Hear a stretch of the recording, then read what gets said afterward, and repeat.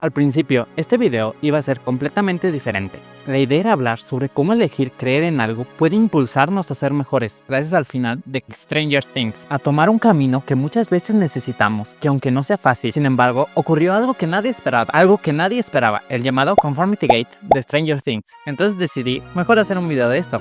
Para quienes no sepan de qué trata, fue una teoría que se volvió muy popular en redes sociales como Twitter, pero donde realmente explotó fue en TikTok. Mucha gente creyó en ella a simple vista, parecía tener pruebas bastante sólidas. Este fenómeno se basaba en varias inconsistencias de la serie, que todos pensamos que podrían tener un significado mayor, y que no serían simples huecos dejados por los hermanos Duffer, ¿verdad? La teoría planteaba que estos errores eran en realidad un plan mucho más grande, casi como si estuviéramos ante una obra maestra de la escritura moderna, ¿verdad? Pero claro, esto no fue así. Pero antes de adelantarnos, según esta idea, el 7 de enero se estrenaría el verdadero final de la serie. Un episodio que resolvería todos los cabos sueltos y revelaría que el final que vimos era una mentira creada por Vecna, para engañar tanto a Mike como a nosotros. Se apoyaba en detalles como el X is a Lie, las poses de los estudiantes de la graduación, los colores o las salidas que aparecían en los finales de varios personajes, que parecían insinuar que no estábamos ante un final feliz que todos creíamos. Obviamente, esto no pasó, pero el simple hecho de que tanta gente lo creyera dice mucho. Resulta interesante observar cómo al día de hoy el público ya no conecta tanto con los finales completamente felices como el de Stranger Things, y la decepción fue mayor cuando según nos prometieron una temporada con varias muertes importantes que al final nunca ocurrieron. La única realmente relevante fue la de Eleven, y aún así quedó interpretación del espectador sin creer o no. Este supuesto capítulo filtrado prometía cerrar todas las tramas y partes inconclusas de la serie, ofrecer un final menos conformista.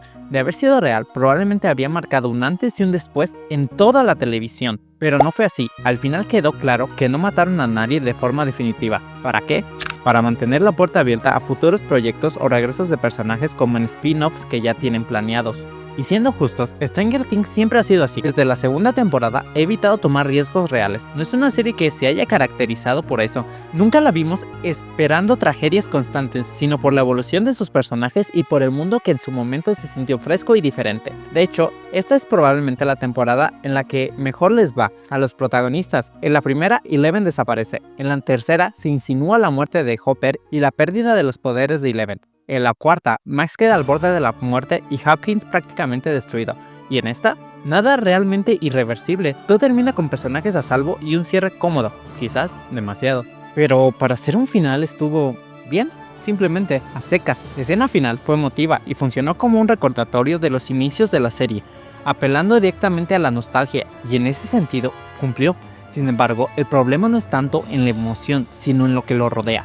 Gracias a otras series y la evolución del público, a la audiencia general ya no le convencen los finales sin consecuencias. Y en Stranger Things no las hay, no hay decisiones que pasen, no hay pérdidas irreversibles, y eso provoca que muchas situaciones, en lugar de sentirse cerradas, se perciban como inconsistencias. Precisamente estos huecos narrativos fueron los que hicieron que la teoría del Conformity Gate tomara tanta fuerza. Al mismo tiempo, hubo muchas personas a las que sí les gustó el final, que a pesar que aún podría haber más, se emocionaron. Fue en ese momento cuando muchos se abrieron los ojos y aceptaron que la serie no era perfecta, pero decidieron creer en una mentira bonita antes que enfrentar una triste realidad. Y esto es comprensible, sobre todo cuando se siente ese vacío que queda al terminar una serie que nos acompañó durante tanto tiempo. Es similar a dejar de ver a alguien que querías mucho. Ese dolor en el pecho no se va de inmediato, y más aún cuando hablamos de casi 10 años de acompañamiento. En mi caso, no lo viví exactamente igual. Yo empecé a ver esta serie varios meses después del estreno de la tercera temporada, así que no golpea de la misma manera de los que quienes sí la siguieron desde el inicio. Aún así, terminar algo que fue importante para ti siempre pesa sin importar cuándo llegaste. Aquí es donde entra la comunidad. Muchos fans simplemente no quieren soltar la serie, no porque crean sinceramente que fuera algo más o que hubiera algo más, sino porque Stranger Things marcó una etapa de sus vidas. Fue una serie que acompañó adolescencias, amistades, momentos felices, inclusive muchas relaciones de amistad, de pareja, se formaron gracias a esta serie de oye, ¿has visto Stranger Things? Oye, ¿qué te parece? Ah, ¿a ti te gusta esto? Dejarla ir no es solo el aceptar un final narrativo X, es cerrar un capítulo personal, y por eso las teorías, las reinterpretaciones, las expectativas siguen vivas, funcionan como una forma de prolongar un vínculo. No se trata solo de negar el final, sino de resignificarlo. La comunidad llena los huecos porque necesita hacerlo, porque la obra dejó espacios que emocionalmente pueden ser ocupados cuando una historia no responde todo lo que promete. El público toma ese rol, no siempre por obsesión, sino por cariño. Considerando todo esto, y con un final que dividió opiniones, no es extraño el auge de esta teoría. Más aún cuando el propio Netflix, desde algunas de sus páginas oficiales, parecía insinuar que se podría venir algo, aunque siendo sinceros, también era bastante obvio y probable que no hiciera nada. Ahora bien, hay algo más importante que aclarar. Esta serie no es Derry, y con esto no me refiero a que no es It, no es este tipo de series. Aunque la premisa puedan parecer similares, el estilo, el enfoque, hasta la clasificación son muy distintos. Una es para mayores de 14 años, la otra es claramente para adultos. It es terror. El terror suele tomar riesgos, especialmente a través de la muerte. Stranger Things, en cambio, es ciencia ficción con toques de terror. Son ligas totalmente distintas. Welcome to Derry y Stranger Things suelen compararse porque comparten niños enfrentándose a lo desconocido, pero en el fondo cuentan historias muy distintas. Derry es un lugar que castiga, donde crecer implica perder algo de forma irreversible. El horror no solo viene de un monstruo, sino del aceptar que tu infancia no sobrevive y mucho menos está intacta.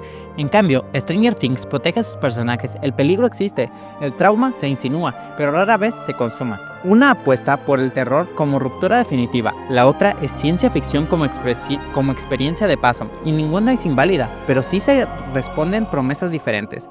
Y es justo esa manera se entiende por qué esos finales pesan de manera tan distinta. Derry es el lugar donde la infancia se queda enterrada, donde ya no vuelves a ser el mismo, como un recuerdo de lo que nunca se vuelve a sentir sin el dolor.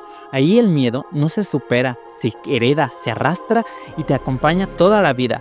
Stranger Things, en cambio, funciona como una cápsula del tiempo, un intento constante de congelar ese verano eterno donde todos los amigos, bicicletas y música aún pueden salvarte, mientras Derry te obliga a crecer con golpes. Hawkins te deja crecer, aunque sea un poco más. Que hay mundos donde la inocencia puede resistir, y quizás eso duele tanto, despedirse de una serie, no porque sea real, sino porque ojalá lo fuera. También hay que aprender algo muy importante. Una serie no es mala solo por tener un final feliz. Después de todo lo que nos hizo pasar, no arruinaron a los personajes como si ha ocurrido en otras series. Tuvieron un mejor cierre, en mayor o menor medida. Hubiéramos preferido algo mejor. Claro que sí, pero tampoco hay que aplaudir la mediocridad. El problema no es tanto su desarrollo emocional, sino las tramas que quedaron a medias. Preguntas sin respuesta, detalles sin resolver, contradicciones con mensajes que la misma serie había planteado. Y una batalla final que, siendo generosos, fue extraña.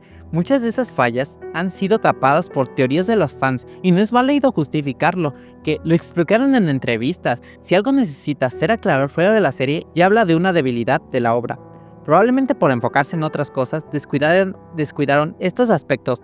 A eso se suma que hay partes de la última temporada que simplemente son aburridas, y eso también pesa cuando hablamos del cierre de esta serie. Últimamente, la audiencia pide más desarrollo, sangre, riesgos reales. Nos cansamos de historias tibias, de series donde nada parece tener consecuencias. Y está bien, todos cambiamos. Quizás este final no se estrenó en el mejor momento. Tal vez por querer abarcar demasiado, se descuidaron muchas otras cosas que no necesitábamos ver. A veces menos es más, volver a lo cotidiano, a lo simple, o incluso respetar lo ya establecido, lo que ya se cambió, puede ser la mejor decisión. Pero aquí no pasa exactamente ninguna de esas cosas. Podría seguir y seguir, porque el material hay de sobra, pero creo que ya me explayé lo suficiente. Entonces surge la pregunta, ¿por qué vemos series? ¿Para señalar cada detalle que se le escapó? ¿Para decir, yo lo haría mejor? En lugar de detenernos a recordar todo lo que nos hicieron sentir. El final fue claro, pero tampoco es uno de los peores finales de la historia como muchos lo pintan.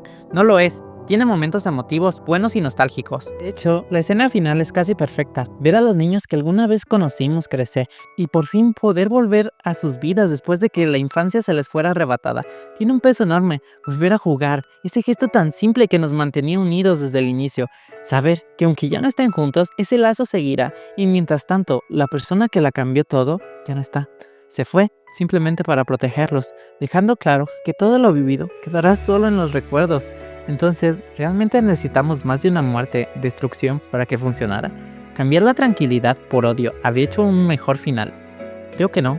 No es perfecto, pero es simplemente Stranger Things, y tal vez eso no sea suficiente. Quizás el verdadero problema no fue el final que nos dieron, sino el final que esperábamos. Al final, Stranger Things no quiso rompernos, no quiso despedirse con gritos, ni con sangre, ni con tragedias irreversibles, sino con recuerdos, con esa idea de que crecer también significa dejar atrás. Aceptar que unas historias no terminan como queremos, pero sí, Hawkins se queda aquí, intacto, no porque sea perfecto, sino porque vive en la memoria de quienes lo atravesamos, de quien amamos esta serie y quienes lo conocimos. Y tal vez ese sea su mayor acierto, recordarnos que no todas las despedidas tienen que doler para ser reales. Sin nada más que decir, chao y nos vemos.